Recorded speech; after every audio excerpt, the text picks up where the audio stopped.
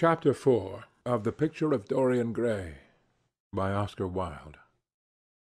This recording is in the public domain. Read by Bob Neufeld. One afternoon, a month later, Dorian Gray was reclining in a luxurious armchair in the little library of Lord Henry's house in Mayfair. It was, in its way, a very charming room, with its high-panelled wainscoting of olive-stained oak, its cream-coloured frieze and ceiling of race plasterwork, and its brick-dust felt carpet strewn with silk long-fringed Persian rugs. On a tiny satin-wood table stood a statuette by Clodion, and beside it lay a copy of Les Cent Nouvelles, bound for Margaret of Valois by Clovis Eve, and powdered with the gilt daisies that queen had selected for her device. Some large blue china jars and parrot tulips were ranged on the mantel-shelf, and through the small leaded panes of the window streamed the apricot-coloured light of a summer day in London. Lord Henry had not yet come in. He was always late on principle, his principle being that punctuality is the thief of time. So the lad was looking rather sulky, as with listless fingers he turned over the pages of an elaborately illustrated edition of Manon Lescaut that he had found in one of the bookcases. The formal, monotonous ticking of the Louis XIV clock annoyed him. Once or twice he thought of going away.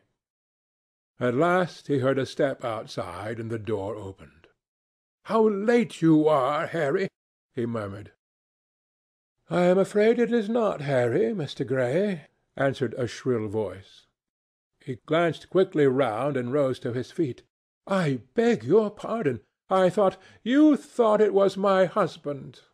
It is only his wife. You must let me introduce myself. I know you quite well by your photographs. I think my husband has got 17 of them." "Not 17, Lady Henry." "Well, 18, then. And I saw you with him the other night at the opera." She laughed nervously as she spoke, and she watched him with her vague forget-me-not eyes.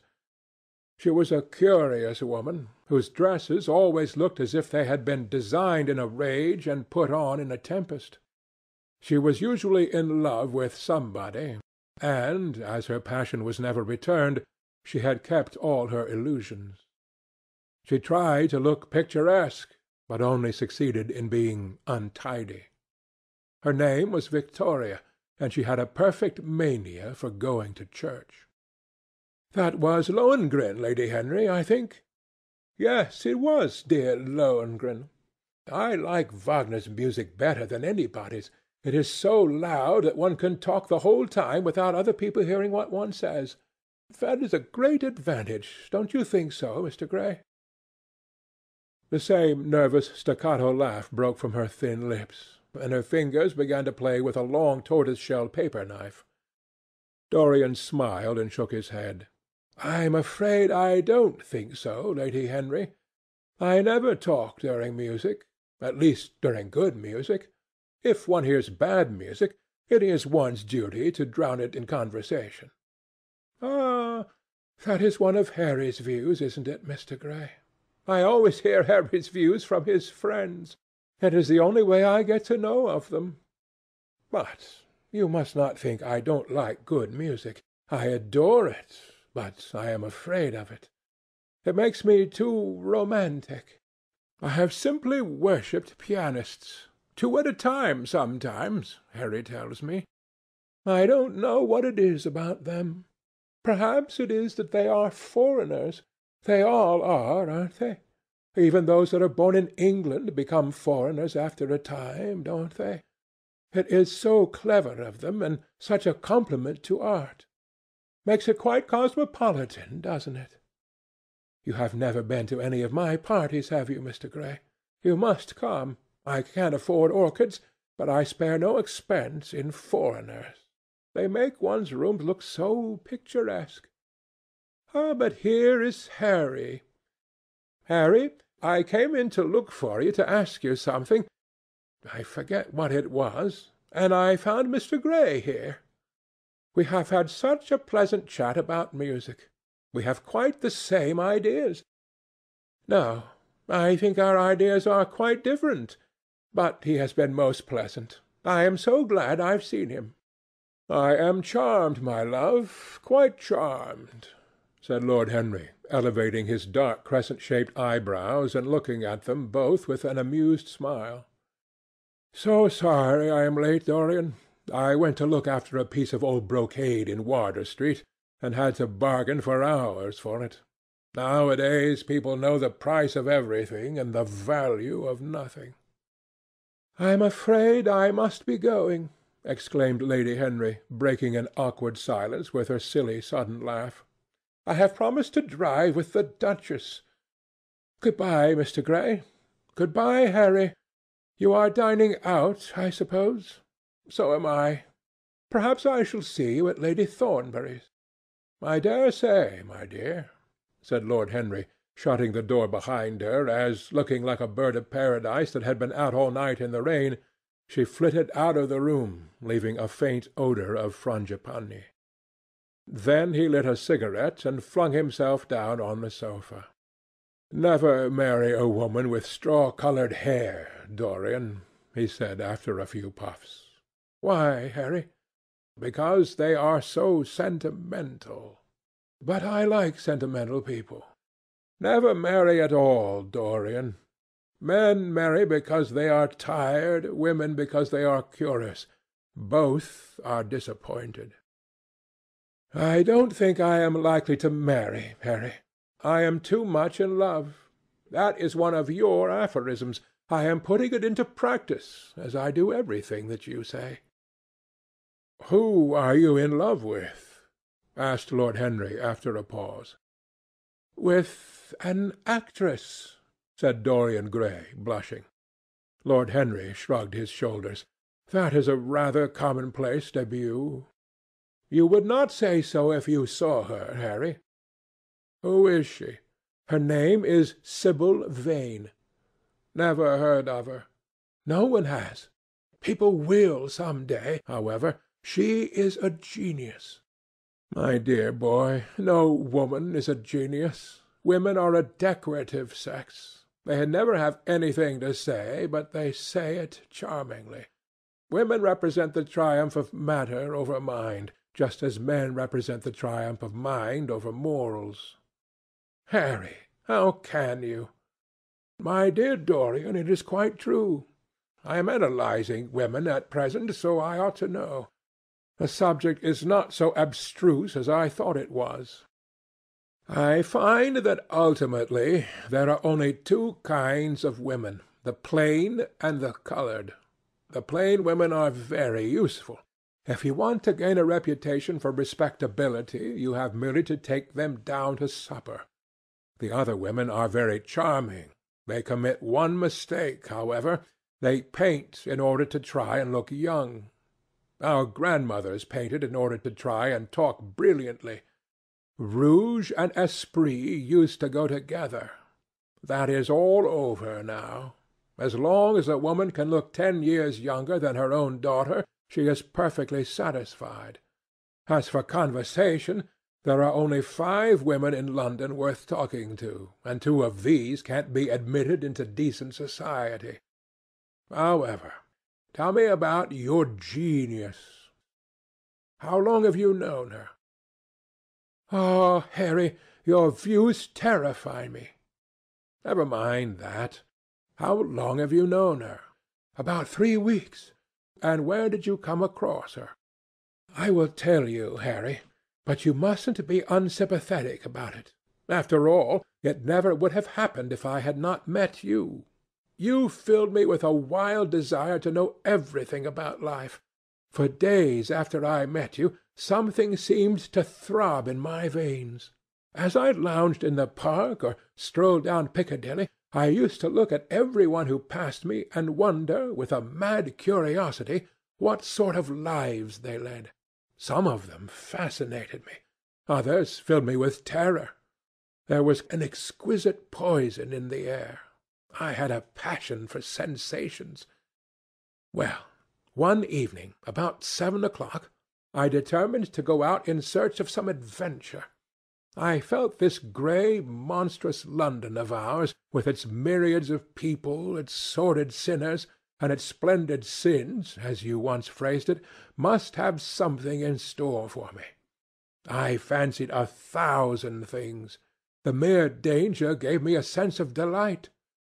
I remembered what you had said to me on that wonderful evening when we first dined together, about the search for beauty being the real secret of life.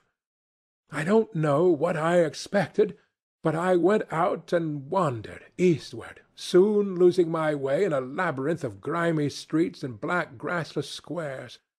About 8:30 I passed by an absurd little theatre, with great flaring gas-jets and gaudy playbills. A hideous Jew, in the most amazing waistcoat I ever beheld in my life, was standing at the entrance, smoking a vile cigar. He had greasy ringlets, and an enormous diamond blazed on the centre of a soiled shirt. "Have a box, my lord?" he said, when he saw me, and he took off his hat with an air of gorgeous civility. There was something about him, Harry, that amused me. He was such a monster. You will laugh at me, I know, but I really went in and paid a whole guinea for the stage-box.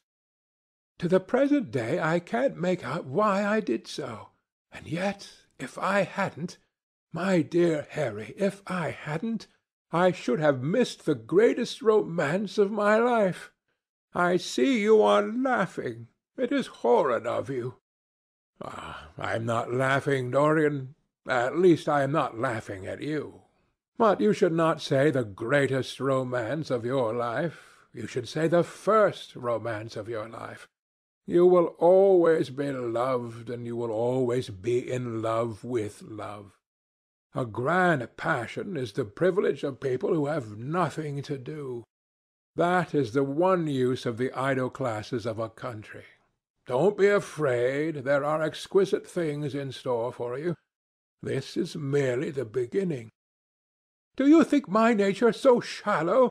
cried Dorian Gray angrily. "No, I think your nature so deep." "How do you mean?" "My dear boy, the people who love only once in their lives are really the shallow people. What you call their loyalty and their fidelity, I call either the lethargy of custom or their lack of imagination. Faithfulness is to the emotional life what consistency is to the life of the intellect, simply a confession of failure. Faithfulness. I must analyze it some day. The passion of property is in it. There are many things that we would throw away if we were not afraid that others might pick them up. But I don't want to interrupt you. Go on with your story." "Well, I found myself seated in a horrid little private box, with a vulgar drop scene staring me in the face. I looked out from behind the curtain and surveyed the house. It was a tawdry affair, all cupids and cornucopias, like a third-rate wedding-cake. The gallery and pit were fairly full, but the 2 rows of the dingy stalls were quite empty, and there was hardly a person in what I suppose they called the dress-circle. Women went about with oranges and ginger beer, and there was a terrible consumption of nuts going on. It must have been just like the palmy days of the British drama. Just like, I should fancy, and very depressing. I began to wonder what on earth I should do when I caught sight of the playbill. What do you think the play was, Harry?" "I should think The Idiot Boy, or Dumb but Innocent. Our fathers used to like that sort of piece, I believe. The longer I live, Dorian, the more keenly I feel that whatever was good enough for our fathers is not good enough for us. In art, as in politics, les grands-pères ont toujours tort. This play was good enough for us, Harry. It was Romeo and Juliet. I must admit that I was rather annoyed at the idea of seeing Shakespeare done in such a wretched hole of a place. Still, I felt interested in a sort of way. At any rate, I determined to wait for the first act. There was a dreadful orchestra, presided over by a young Hebrew who sat at a cracked piano that nearly drove me away. But at last the drop scene was drawn up, and the play began.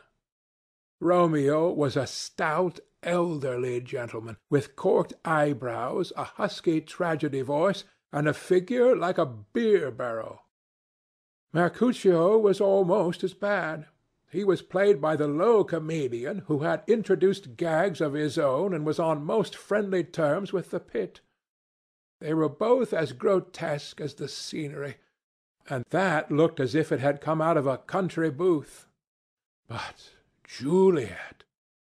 Harry, imagine a girl hardly 17 years of age, with a little flower-like face, a small Greek head with plaited coils of dark brown hair, eyes that were violet wells of passion, lips that were like the petals of a rose.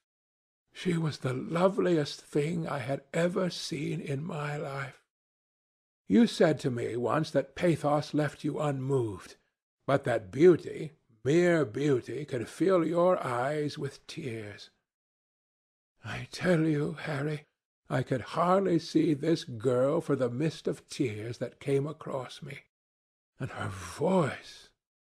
I never heard such a voice. It was very low at first, with deep mellow tones that seemed to fall singly upon one's ear. Then it became a little louder, and sounded like a flute or a distant oboe. In the garden scene it had all the tremulous ecstasy that one hears just before dawn when nightingales are singing. There were moments later on when it had the wild passion of violins. You know how a voice can stir one. Your voice and the voice of Sibyl Vane are two things that I shall never forget. When I close my eyes I hear them, and each of them says something different. I don't know which to follow. Why should I not love her? Harry, I do love her. She is everything to me in life.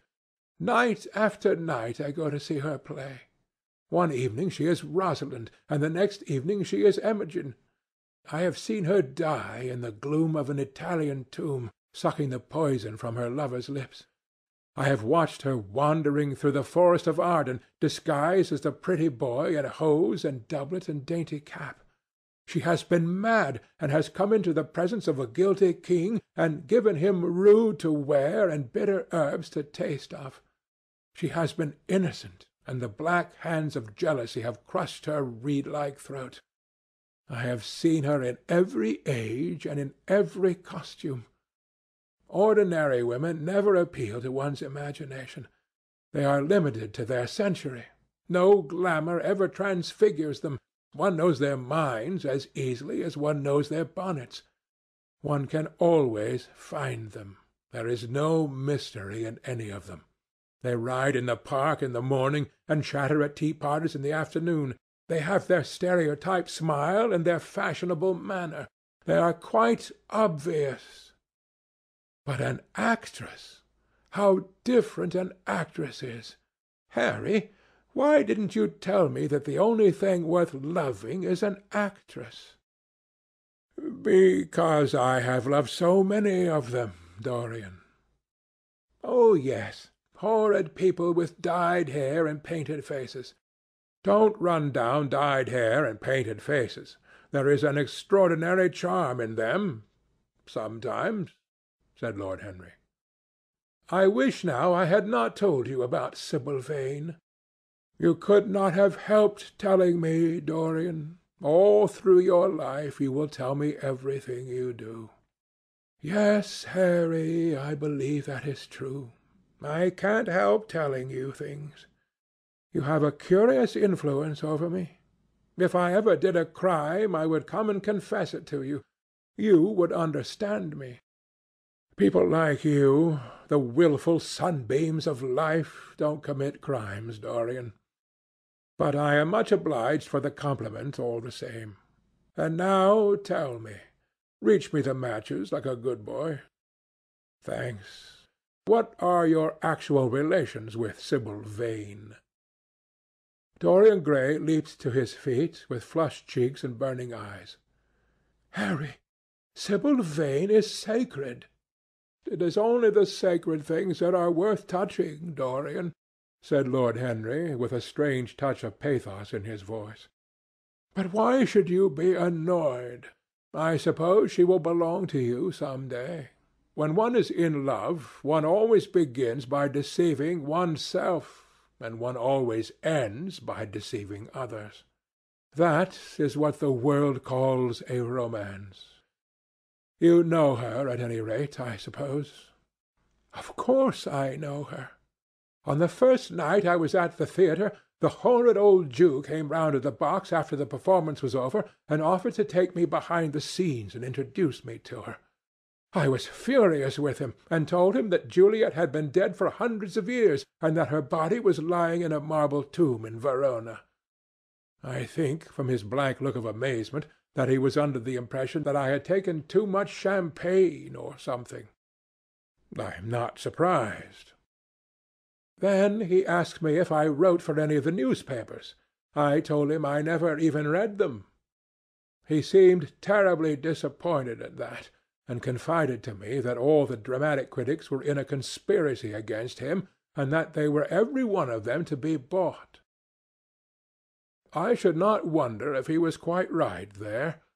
But, on the other hand, judging from their appearance, most of them cannot be at all expensive." "Well, he seemed to think they were beyond his means," laughed Dorian. "By this time, however, the lights were being put out in the theatre, and I had to go. He wanted me to try some cigars that he strongly recommended. I declined. The next night, of course, I arrived at the place again. When he saw me, he made me a low bow, and assured me that I was a munificent patron of art. He was a most offensive brute, though he had an extraordinary passion for Shakespeare. He told me once, with an air of pride, that his 5 bankruptcies were entirely due to the Bard, as he insisted on calling him. He seemed to think it a distinction." "It was a distinction, my dear Dorian, a great distinction. Most people become bankrupt through having invested too heavily in the prose of life. To have ruined one's self over poetry is an honor. But when did you first speak to Miss Sibyl Vane?" "The 3rd night. She had been playing Rosalind. I could not help going round. I had thrown her some flowers, and she had looked at me. At least, I fancied that she had. The old Jew was persistent. He seemed determined to take me behind, so I consented. It was curious my not wanting to know her, wasn't it?" "No, I don't think so." "My dear Harry, why?"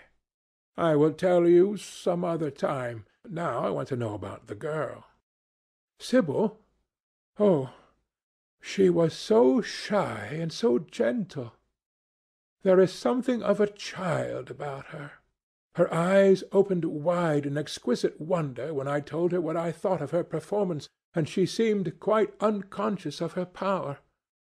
I think we were both rather nervous. The old Jew stood grinning at the doorway of the dusty green-room, making elaborate speeches about us both, while we stood looking at each other like children. He would insist on calling me my lord, so I had to assure Sibyl that I was not anything of the kind. She said quite simply to me, 'You look more like a prince. I must call you Prince Charming.'" "Upon my word, Dorian, Miss Sibyl knows how to pay compliments." "You don't understand her, Harry. She regarded me merely as a person in a play. She knows nothing of life. She lives with her mother, a faded, tired woman who played Lady Capulet in a sort of magenta dressing-wrapper on the first night, and who looks as if she had seen better days." "I know that look. It depresses me," murmured Lord Henry, examining his rings. "The Jew wanted to tell me her history, but I said it did not interest me." "You were quite right. There is always something infinitely mean about other people's tragedies." Sibyl is the only thing I care about.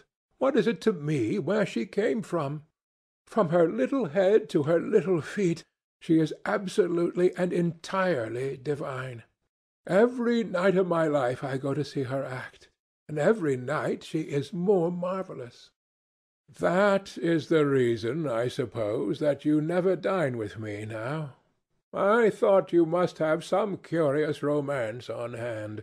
You have, but it is not quite what I expected. My dear Harry, we either lunch or sup together every day, and I have been to the opera with you several times," said Dorian, opening his blue eyes in wonder. "You always come dreadfully late." "Well, I can't help going to see Sibyl play," he cried, "even if it is only for a single act. I get hungry for her presence, and when I think of the wonderful soul that is hidden away in that little ivory body, I am filled with awe. You can dine with me to-night, Dorian, can't you?" He shook his head. "To-night she is Imogen," he answered, "and to-morrow night she will be Juliet." "When is she Sibyl Vane?" "Never." "I congratulate you." "How horrid you are! She is all the great heroines of the world in one. She is more than an individual. You laugh, but I tell you she has genius. I love her, and I must make her love me. You, who know all the secrets of life, tell me how to charm Sibyl Vane to love me. I want to make Romeo jealous. I want the dead lovers of the world to hear our laughter and grow sad. I want a breath of our passion to stir their dust into consciousness, to wake their ashes into pain. My God, Harry, how I worship her!" He was walking up and down the room as he spoke. Hectic spots of red burned on his cheeks. He was terribly excited. Lord Henry watched him with a subtle sense of pleasure. How different he was now from the shy, frightened boy he had met in Basil Hallward's studio. His nature had developed like a flower, had borne blossoms of scarlet flame. Out of its secret hiding-place had crept his soul, and desire had come to meet it on the way. "And what do you propose to do?" said Lord Henry at last. "I want you and Basil to come with me some night and see her act. I have not the slightest fear of the result. You are certain to acknowledge her genius. Then we must get her out of the Jew's hands. She is bound to him for 3 years, at least for 2 years and 8 months, from the present time. I shall have to pay him something, of course. When all that is settled, I shall take a West End theatre, and bring her out properly. She will make the world as mad as she has made me." "That will be impossible, my dear boy." "Yes, she will. She has not merely consummate art instinct, in her, but she has personality also. And you have often told me that it is personalities, not principles, that move the age. Well, what night shall we go?" "Let me see. Day is Tuesday. Let us fix to-morrow. She plays Juliet to-morrow." "All right. The Bristol at 8 o'clock. And I will get Basil." "Not 8, Harry, please. 6:30. We must be there before the curtain rises. You must see her in the first act, where she meets Romeo." 6:30? What an hour! It will be like having a meat tea or reading an English novel. It must be 7. No gentleman dines before 7. Shall you see Basil between this and then, or shall I write to him?" "Dear Basil! I have not laid eyes on him for a week. It is rather horrid of me, as he sent me my portrait in the most wonderful frame, specially designed by himself, and though I am a little jealous of the picture for being a whole month younger than I am, I must admit that I delight in it. Perhaps you had better write to him. I don't want to see him alone. He says things that annoy me. He gives me good advice." Lord Henry smiled. "People are very fond of giving away what they need most themselves. It is what I call the depth of generosity." "Oh, Basil is the best of fellows, but he seems to me to be just a bit of a Philistine. Since I have known you, Harry, I have discovered that. Basil, my dear boy, puts everything that is charming in him into his work. The consequence is that he has nothing left for life but his prejudices, his principles, and his common sense. The only artists I have ever known who are personally delightful are bad artists. Good artists exist simply in what they make, and consequently are perfectly uninteresting in what they are. A great poet, a really great poet, is the most unpoetical of all creatures. But inferior poets are absolutely fascinating. The worse their rhymes are, the more picturesque they look. The mere fact of having published a book of second-rate sonnets makes a man quite irresistible. He lives the poetry that he cannot write. The others write the poetry that they dare not realize." "I wonder is that really so, Harry?" said Dorian Gray, putting some perfume on his handkerchief out of a large gold-topped bottle that stood on the table. "It must be, if you say it. And now I am off. Imogen is waiting for me. Don't forget about tomorrow. Good-bye." As he left the room, Lord Henry's heavy lids drooped, and he began to think. Certainly, few people had ever interested him so much as Dorian Gray, and yet the lad's mad adoration of some one else caused him not the slightest pang of annoyance or jealousy. He was pleased by it. It made him a more interesting study. He had been always enthralled by the methods of natural science, but the ordinary subject matter of that science had seemed to him trivial and of no import.